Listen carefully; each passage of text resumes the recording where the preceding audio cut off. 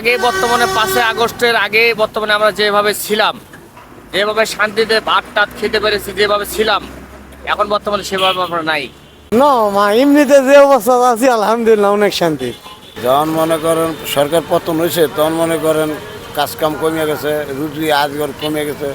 দেশের আইন বিচার, কোনো বাজার, কোনো শেয়ার, কোনো কমিটির কোনো ইয়াই নাই, আইনই নাই।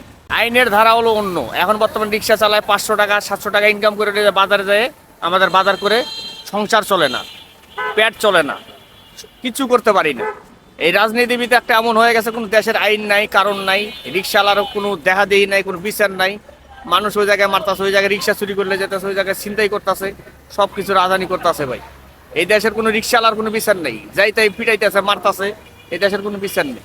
আইন তো খুব করা, আমাদের ওটার জন্য খুব করা। রং সাইডে যাওয়া চলবো না, মানে ট্রাফিকের আইন এক কথায় মেনে চললেই শান্তি।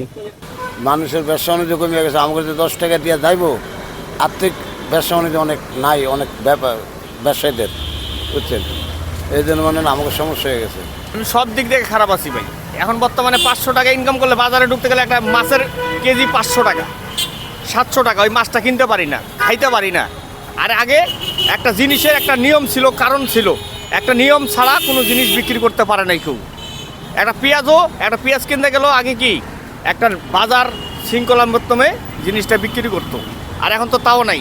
একটা দোকানদাররা যা মনে চায় তাই করে বেচতেছে। এখন যে দলই আসুক, একজন সরকার আমাদের দরকার মামা। এইভাবে তত্ত্বাবধায়ক না থাকে একটা সরকার হয় ভালো, সে আমলিগি হোক আর বিএনপি হোক, আমি জামাতে ইসলামী হোক, যেটাই আসবে আমাদের জন্য ভালোই হবে। দেশের যারা উন্নতি করবে, ভালো করবে, তাদেরকে আমরা ভোট দিব। আমরা কেননা আমাদের এই দেশটা স্বাধীন করছে মুক্তিযোদ্ধার আইনতায় যেখানে যেভাবে আসবে সেইখানেই আমরা পদোন্নতি দিয়ে তাদেরকে ভোট দিয়ে জয়যুক্ত করব।